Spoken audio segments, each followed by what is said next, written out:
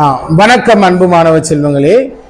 இன்று நாம் 7ஆம் வகுப்பு தமிழ் பாடத்தில் கவிதை பேழை பகுதியில் அப்படியே நிற்கட்டும் அந்த மரம் என்னும் கதை சார்ந்த ஒரு அழகான கவிதையை நம்ம இன்னைக்கு வகுப்புல பார்க்க போறோம்.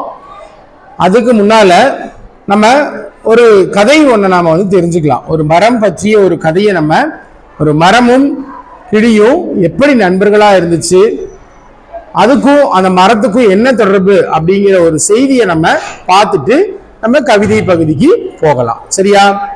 சரி, போலாமா? இப்ப இதை நம்ம என்ன பண்ண போறோம் அப்படின்னா நிழல் பாவை கூத்துல இந்த கதையை நம்ம பார்க்க போறோம். சரிங்களா? பார்க்கலாமா?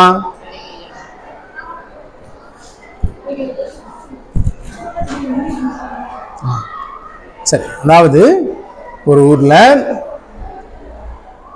ஊர்ல ஒரு மாமரம் ஒன்று இருந்துச்சாமா. ஒரு ஊர்ல ஒரு மாமரம் ஒன்று இருந்துச்சாமா. அந்த மாமரத்தின் மேல ஒரு அழகான கிளி ஒன்று வாழ்ந்துட்டு வந்துச்சு. மாமரம் இருக்கு, ஒரு அழகான ஒரு கிளி ஒன்று வாழ்ந்துட்டு வந்துச்சு. அந்த கிளியும் மாமரமும் நெருங்கிய நண்பர்கள் ஆயிட்டாங்க. தினமும் அந்த கிளி அங்கேயே தங்கி மாமரத்தில் இருக்கக்கூடிய கனிகளை எல்லாம் சாப்பிட்டு வந்துச்சாமா. ஒரு நாள் என்ன ஆயிடுச்சு அப்படின்னா மாமரத்தின் மேல நிறைய பறவைகள் எல்லாம் உட்காரும். நிறைய பறவைகள் என்ன ஆகும், கிளி மாதிரியான பறவைகள், நிறைய பறவைகள் உட்காரும். அப்ப நிறைய அந்த பறவைகள் உட்கார்ந்து என்ன பண்ணும் அப்படின்னா அந்த மரத்துல சாப்பாடு சாப்பிட்டு அது வாழ்ந்துட்டு போயிட்டு இருக்கும்.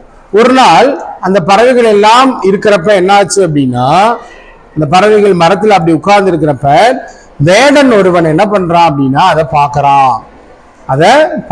உடனே வேடன் என்ன பண்றான்னா ஒரு அம்பை எடுத்து எய்தறான். அந்த அம்புல கொஞ்சம் விஷம் இருக்கு. பறவை மயங்கி விழுகணும் அப்படிங்கிறதுக்காக வச்சிருக்கான்.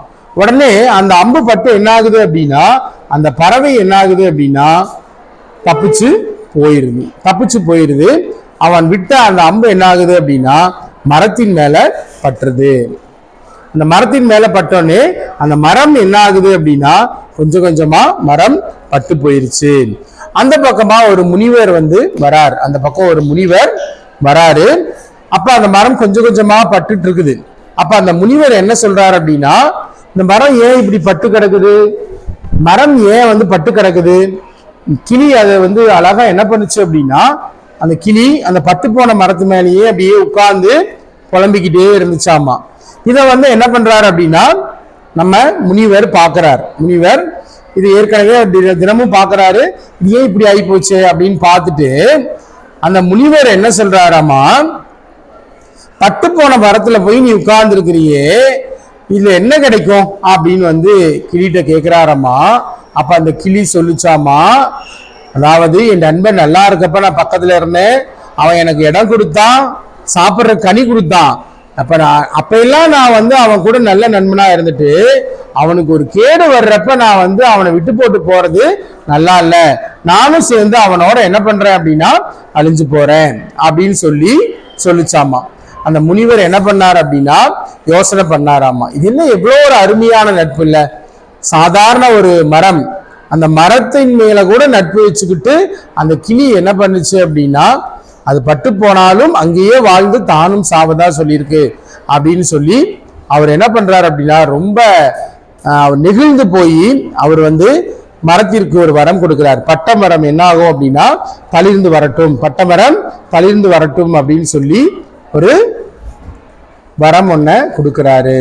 அந்த மரம் என்ன ஆகுது அப்படின்னா மறுபடியும் புதிய மரமாய் உயருது. மறுபடியும் அது புதிய மரமாய் உயர்ந்துருது. மறுபடியும் அந்த கிளி பார்த்து ரொம்ப மகிழ்ச்சி அடையுது.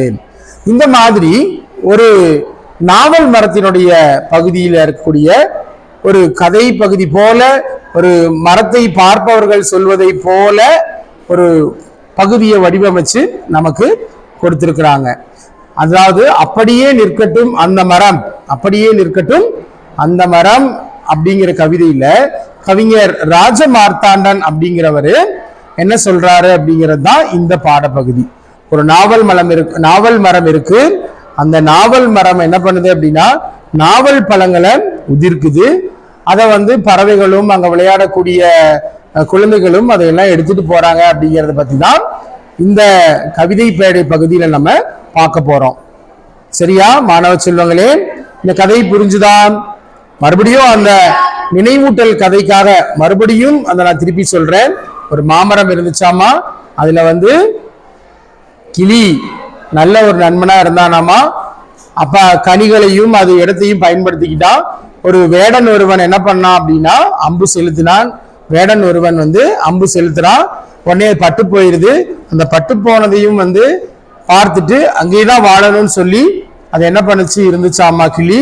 உடனே அந்த கிளி வாழ்றத பார்த்துட்டு முனிவர் என்ன பண்றாரு அப்படின்னா, முனிவர் அந்த பக்கம் வராரு, கேட்கிறாரு, இது பட்டு போனாலும் என் நண்பன் எனக்கு உதவி செஞ்சான், அதனால அவன் செத்தாலும் நானும் சாவேன் அப்படின்னு சொல்லி அதை என்ன பண்ணுச்சாமா அவங்கள்ட்ட சொல்லிச்சாமா. உடனே முனிவர் அதுக்கு வரம் கொடுத்தனே, இந்த பட்டு போன மரம் மறுபடியும் பழைய மரமா வந்துருச்சாமா. இதுல அந்த கிளி ரொம்ப ஆனந்தமா இருந்துச்சாம்.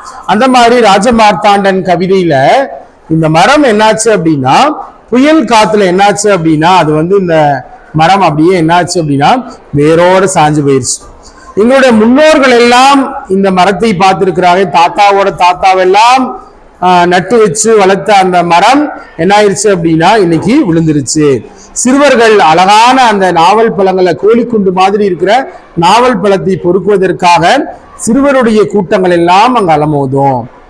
அங்க வவ்வால்கள் எல்லாம் இரவு நேரத்துல அதெல்லாம் என்ன பண்ணும் அப்படின்னா வவ்வால் எல்லாம் படையெடுக்கும். பறவைகள் எல்லாம் வந்து என்ன பண்ணும் அப்படின்னா அதுல உட்கார்ந்து நாவல் பழங்களை சாப்பிடும்.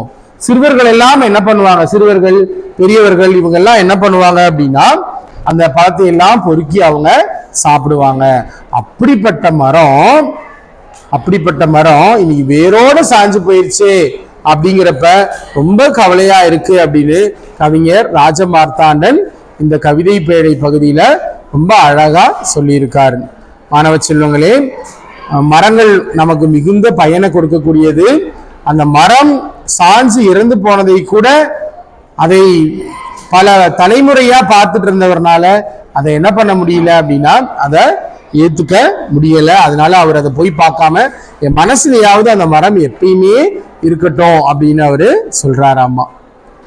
நன்றி மாணவ செல்வங்களே. நம்ம மறுபடியும் அடுத்த ஒரு நிழல்பாவை கூத்து வகுப்புல நம்ம அடுத்தது சந்திப்போம். நன்றி, வணக்கம்.